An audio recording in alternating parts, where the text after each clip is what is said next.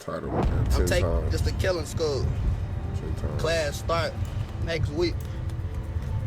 You gotta at least have 2 bodies though. 10 times Lil That's Jeff not kill just rap people on talk. camera, That was man. Lil Jeff, live and unfiltered, setting the entrance requirements for his so-called killing school. From openly bragging about bodies in his diss track FTO to mocking fallen rivals with zero remorse, his reputation as one of the most ruthless figures in the streets only grew. This was a man who turned violence into entertainment, laughing about real-life murders on Instagram like it was just another joke. And if that wasn't enough, he took it a step further, gunning down 2 high school students and still finding a way to joke about it online. Cold-blooded, unfiltered, absolutely savage. These are Real Lil deal. Jeff's most savage moments. Murders. Lil Gutta in a targeted hit.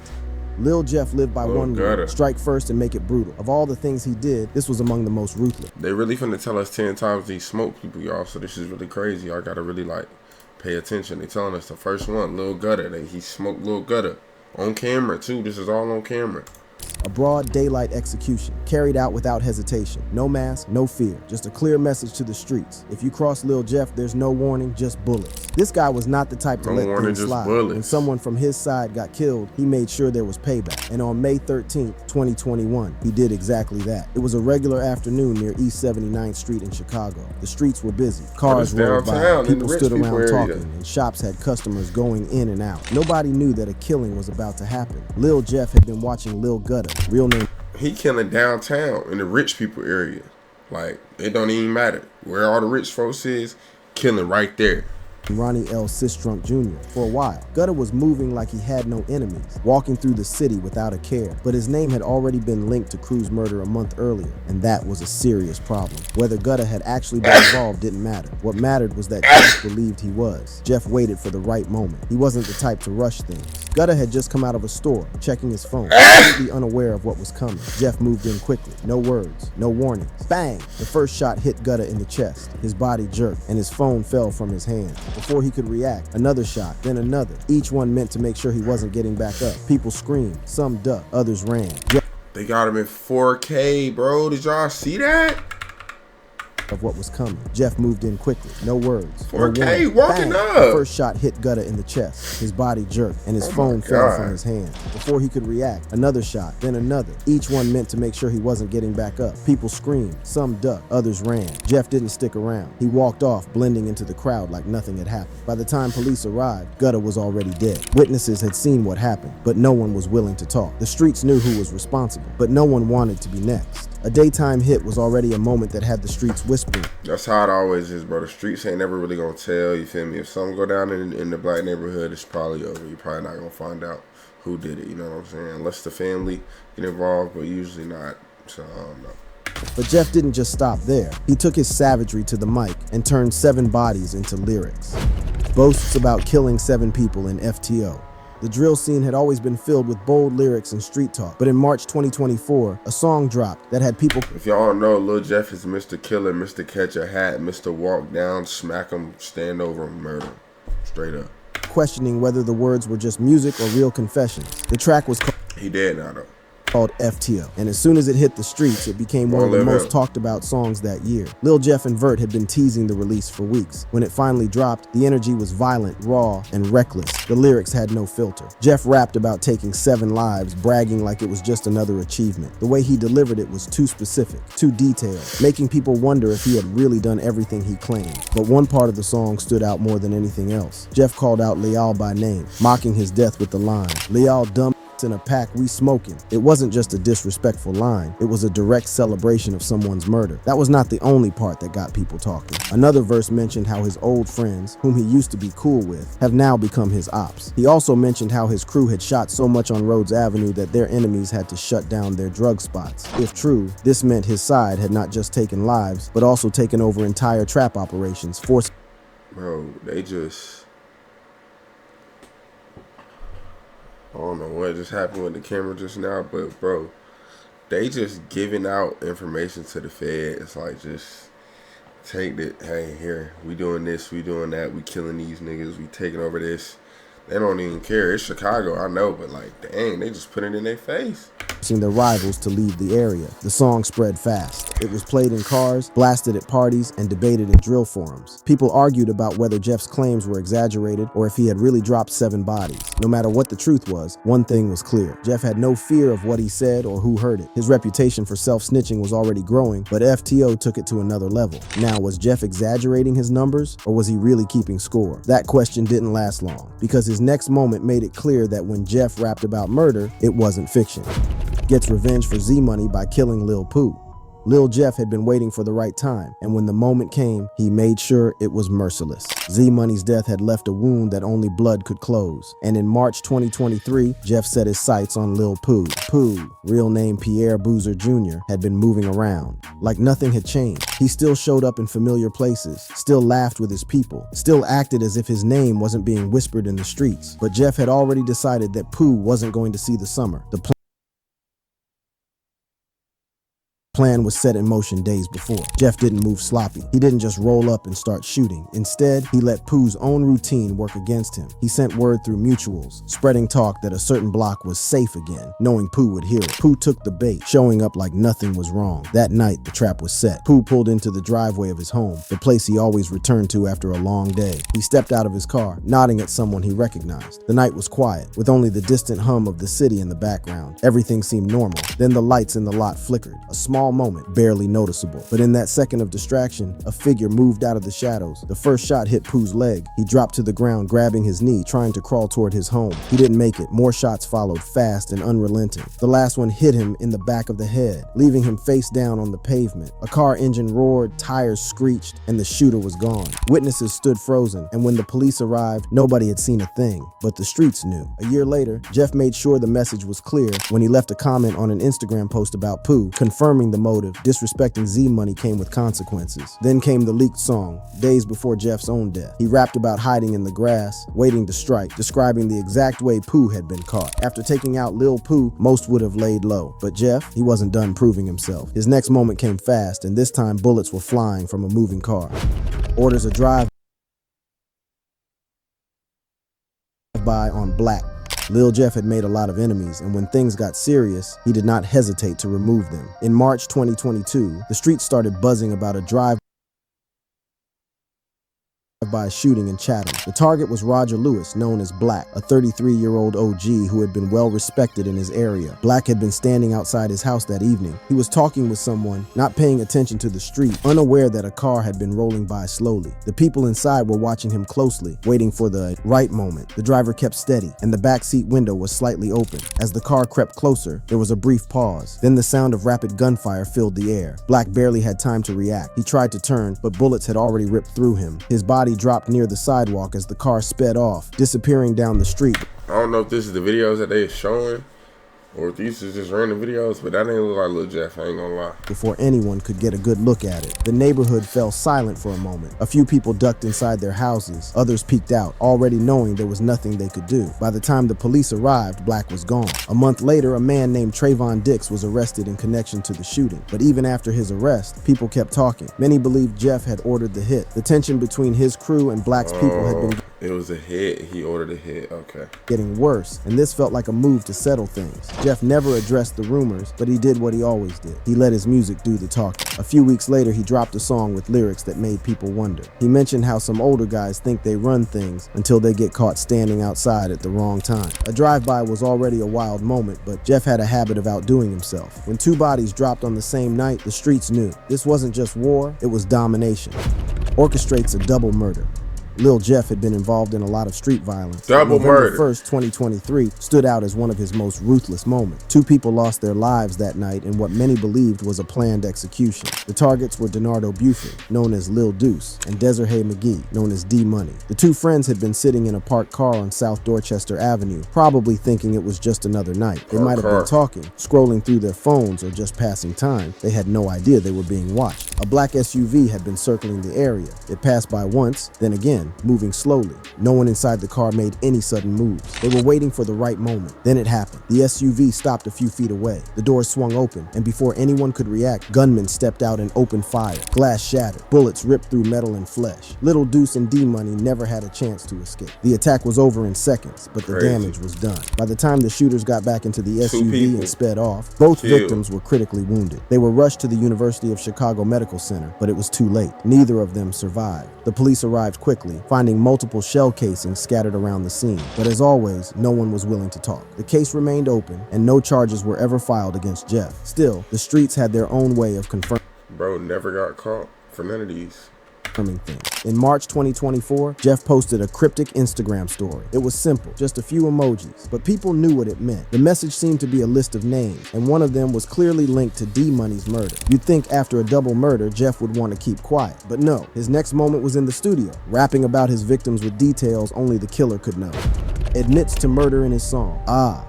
By early 2024, Lil Jeff's name was already tied to countless street rumors. But when he dropped Ah in February, the conversation took a turn. It wasn't just another drill track full of threats and tough talk. This one felt like a confession. The beat was dark, the flow was aggressive, but it was the lyrics that made people. It was a real, bro, y'all gotta listen to this song, bro. It was real crazy. I ain't gonna lie, y'all gotta listen to this. We'll stop and listen. In one chilling line, Jeff described a victim screaming before taking his last breath. The way he rapped it, like he was reliving the moment, made people immediately connect it to the murders of Monty and Lil Rob. For those who remembered how the two were killed, the details were too accurate to ignore. Monty had been left gasping for air on the sidewalk, and Lil Rob's final moments were eerily similar to what Jeff was rapping about. Within hours of its release, the internet caught fire. Reddit threads were filled with people breaking down the lyrics and matching them to real-life events. Drill forums argued over whether Jeff was bragging or setting himself up for trouble. Some fans defended him, saying he was just telling a story, but others believed he had done what many rappers before him had been accused of, self-snitching in the booth. This wasn't the first time Jeff had been suspected of putting real murders into his songs, but Ah took things to another level. It wasn't just about who got hit or where it happened. This time, it was about how they died, what they said in their last seconds, and how Jeff felt watching it happen. He never responded to the accusations. He never clarified the meaning, but he didn't have to. The damage was already done. He rapping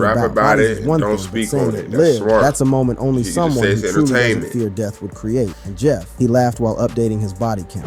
Updates his body count to 10 on Instagram Live. He give me all live updates to his body count. On the night of May 13th, 2024, thousands of people were tuned in, waiting to see what Lil Jeff would say next. He sat in front of the camera, relaxed, flipped. Like he was chopping up a perk. If y'all don't know, he used to chop up the perks and snort them and stuff like that. That's what him and the crew used to do. Through a thick stack of money. His wrist shined every time he moved, the diamonds on his Rolex catching the light. The comment section moved so fast it was impossible to keep up. As the live went on, the conversation took a dark turn. Jeff started talking about the streets, about the people he had lost, and the ones who had lost their lives because of him. With a smirk, he leaned back and made a statement that shook everyone watching. The comment section exploded. Some fans hyped him up, while others were shocked. His enemies, whether they were watching or someone sent them the clip later, had all the information they needed. He made it clear that the body count had gone up. Next to him, Q50, a close associate, added his own numbers, fueling even more speculation. If anyone thought Jeff was exaggerating, hearing Q50 confirm his own count only made it more believable. The live continued with Jeff taunting his rivals, daring them to respond. He laughed as he fanned out his money, showing no concern for what he had just admitted. It didn't take long for the clip to spread. Reddit forums. 1, 2, 3, 4, 5, 6, 7, 8, 9, 10. 10 teardrops. If y'all don't know what the teardrops mean in the streets, that means he done killed 10 people. That's crazy. Not gonna lie. Do your homework on killing 10 people. That's crazy. Drill pages and even law enforcement were all talking about it. People debated if he was being serious or if it was all for attention. No, he's but serious. Those who knew how the streets worked believed every word. This no pun intended. He's dead serious. This moment made him a bigger target, not just for the police, but for the people he had been calling out. It was one thing to move in silence, but going on live and saying it out loud, that was something else. If claiming 10 bodies wasn't insane enough, Jeff's next moment had people shaking their heads. Not only did he kill, but he demanded the same from anyone who wanted to roll with him. Brags about his killing school requirement. In early February 2024, Lil Jeff's Instagram post had the city talking. He said he was going to start a killing school, and the requirement was a minimum of 2 bodies. I'm taking just a killing school. Class start next week. Y'all want to join killing school? You gotta at least have 2 bodies though. 2 bodies minimum. You ain't got I can't work with no beginners. But that's not all. The post started with a message about his enemies, accusing them of taking out innocent people instead of handling. That Hellcat Durango on the 4Gs is nasty though. For real. Keep it real.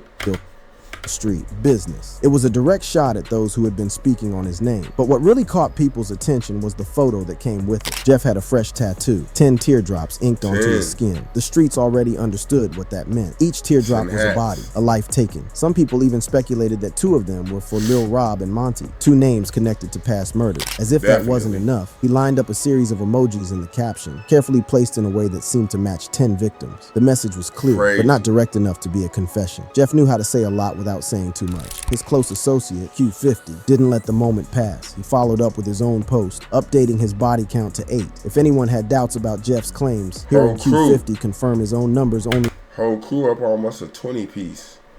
With Vert up like 25, almost 30. It's Fortnite numbers, boys.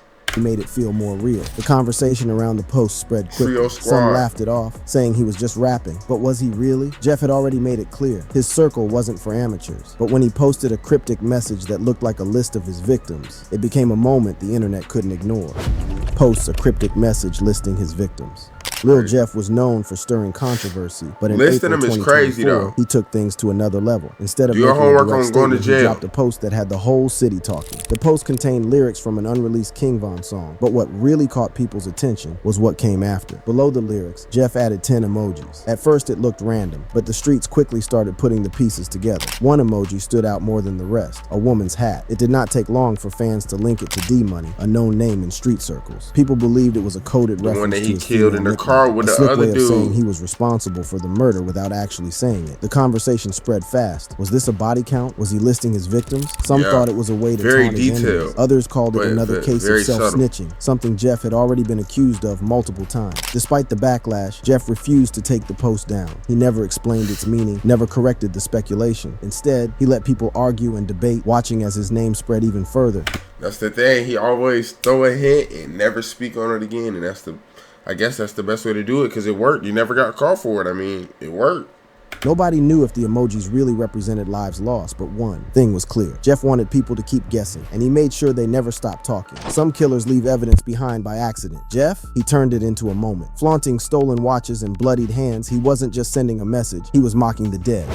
Taunts Opps with stolen watches and bloody hands. Social media had always been a tool for Lil Jeff, but in early 2024, he used it to send a message that had everyone watching. This time, it wasn't a song, a cryptic caption, or a live stream. It was a set of pictures that spoke louder than words. The first image showed 2 expensive watches, both sitting on his wrist. The brands were easy to recognize, the kind of jewelry that only a few people in the city could afford. But it wasn't about the price. It was about who they belonged to. Word spread fast that they had been stolen from 6,300 Breado, a known rival. Jeff didn't just take them, he posted them for the world to see, making sure Breado and his people felt the disrespect. The second image was even worse. His hands were covered in blood. Nobody needed an explanation. The meaning was clear. He was claiming to have done something violent, something that took him to a different level in the streets. Whether it was a real confession or just a way to boost his image, the message was the same. He wanted his enemies to know he wasn't done.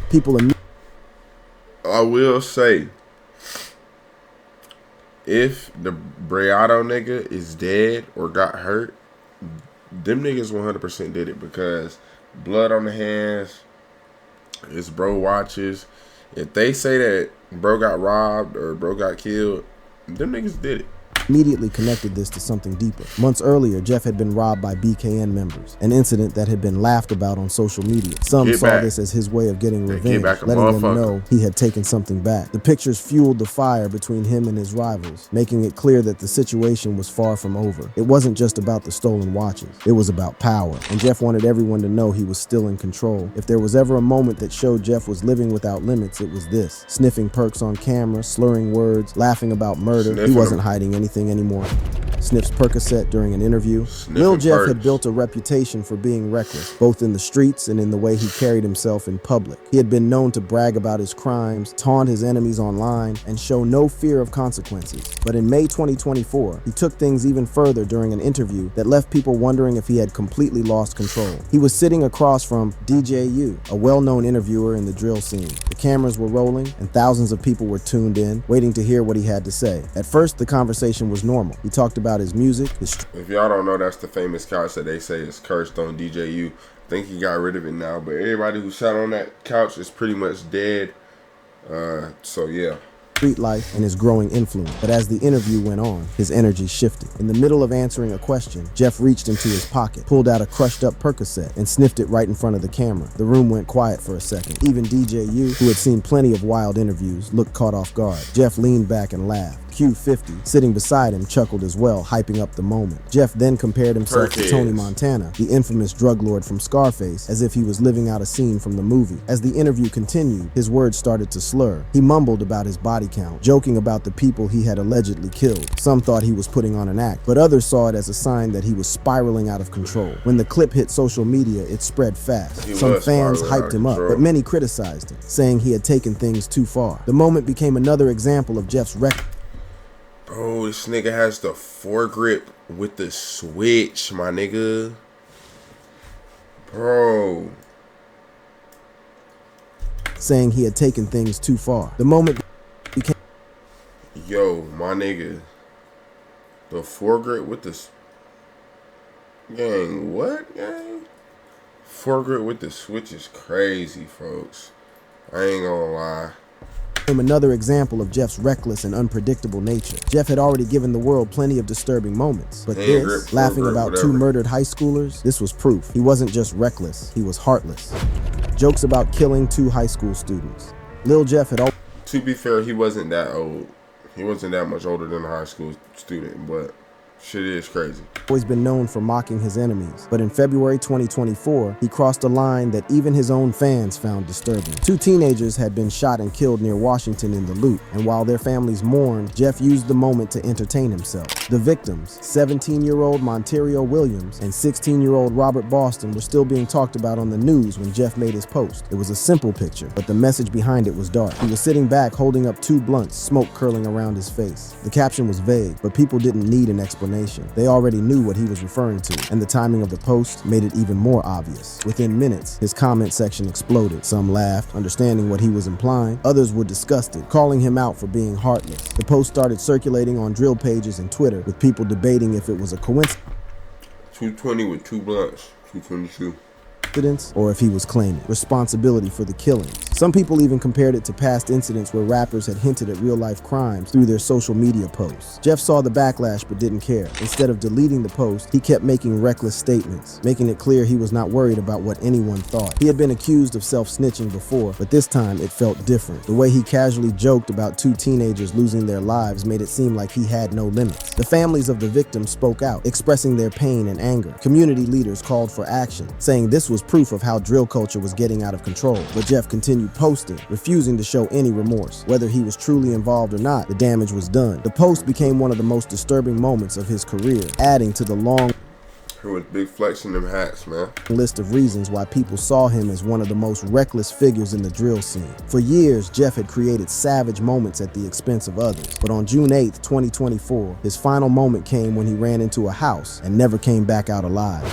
Chases an op into a house, then gets gunned down. That's how he In the died. streets, every move comes with consequences. Some take longer to arrive, but they always do. For Lil Jeff, June 8th, 2024 was the day everything caught up with him. It was a moment that would mark the violent end of a name that had caused fear and chaos for years. It happened on South Rhodes Avenue, a place that had seen its fair share of shootouts, but nothing like this. Witnesses saw Jeff chasing an enemy, moving fast, determined, and focused on only one Chasing him thing. down. The man he was after sprinted toward a house, grabbed the door, and disappeared inside. Most people would have hesitated, but Jeff didn't stop. He followed without thinking, chasing stepping him in the through the crib. doorway, convinced he had the upper hand. The moment he entered, gunfire erupted. The house was not a place of safety for his enemy. It was a trap. The people inside had been waiting, and Jeff had walked straight into their setup. Shots came from different angles. 19 bullets tore into Jeff's body before he even had the chance Shot to fire 19 back. His times. crew, who had been right behind him, immediately returned fire, turning the quiet street into a war zone. By the time the shooting stopped, the damage was beyond repair. 58 shell casings were scattered across the scene. The walls were torn apart by bullets, and the floor was covered in blood. Jeff's crew saw him lying there, barely clinging to life. They had a choice: stay and fight or leave. They chose to run. By the time the police arrived, the house was empty. The ones who had set the trap had disappeared. Lil Jeff was gone too.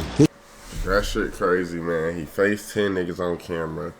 Hey, niggas die every day, B.